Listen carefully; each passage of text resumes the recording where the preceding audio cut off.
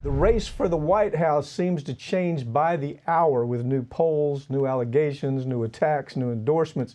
It's difficult to make heads or tails of what's going on with all this activity. That's why we have David Lamb joins us. This is what he does every single day and has for a long time. So David, a couple of things. Ginsburg.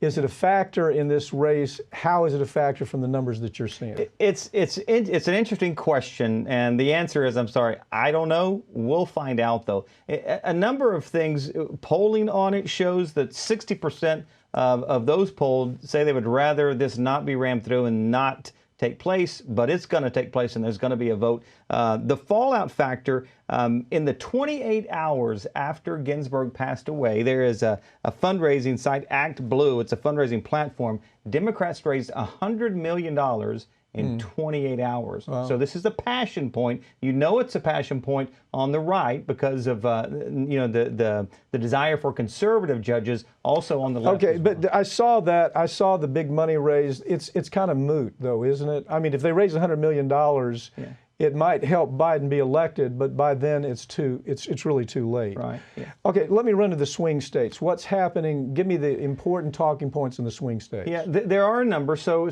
Arizona, Florida, Minnesota, Ohio, Iowa, Pennsylvania. Those are all the cases that are kind of in play.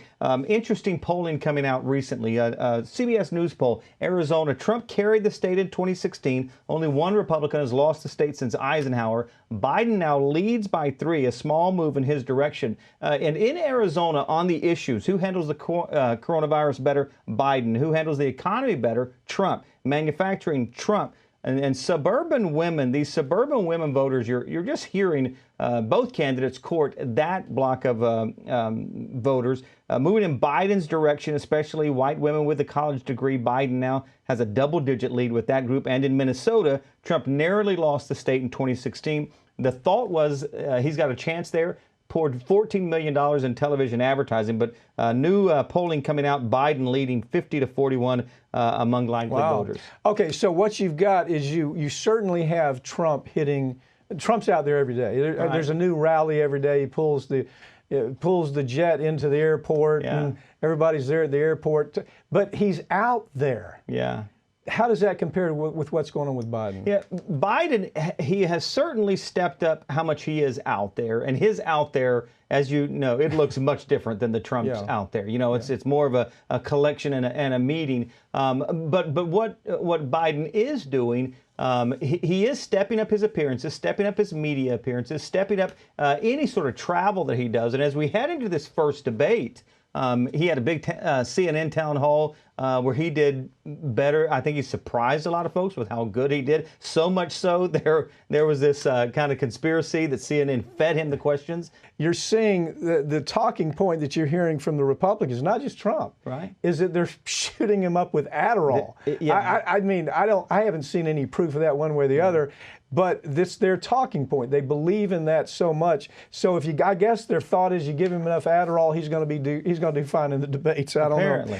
So law and order. What kind of effects are law and order having in this whole thing? As you know, that's the pillar. Yeah. That's the pillar for Trump, along with trade, along with bringing jobs back to the United States, along with a fence along the border.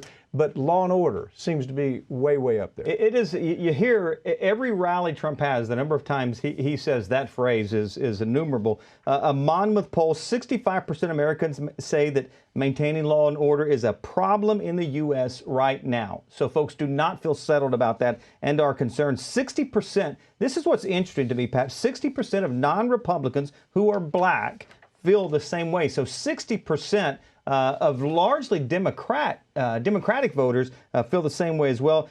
But, okay, so that's all good news for Trump. On the issue, who is better able to maintain law and order, believe it or not, Biden leads in this Monmouth poll, 52-48. Wow, those are huge numbers. Yeah.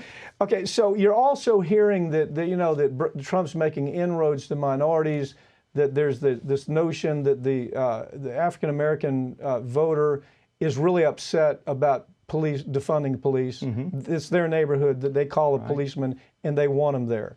You're hearing of the Latinos that the Latinos that have been here for years are not really embracing this idea of just letting everybody into the country.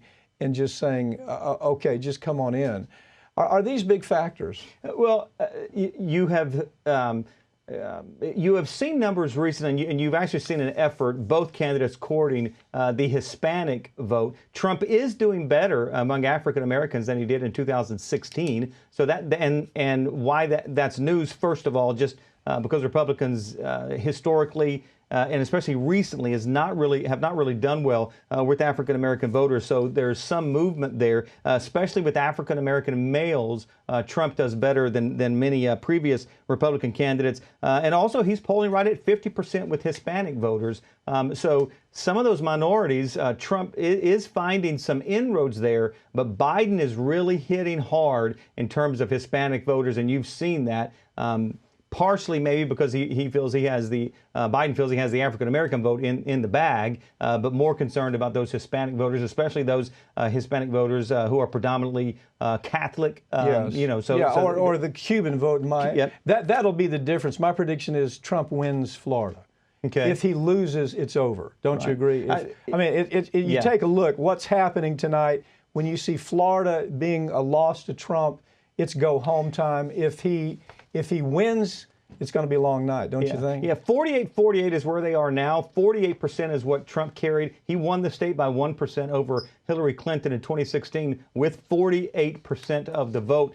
So at this point, it's a dead heat.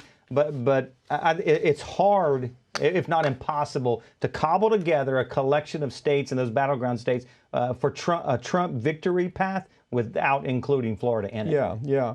And it's hard to have a lot of faith in the national polling. 2016, it was really a disaster. Thanks for joining me, David Lamb. My pleasure.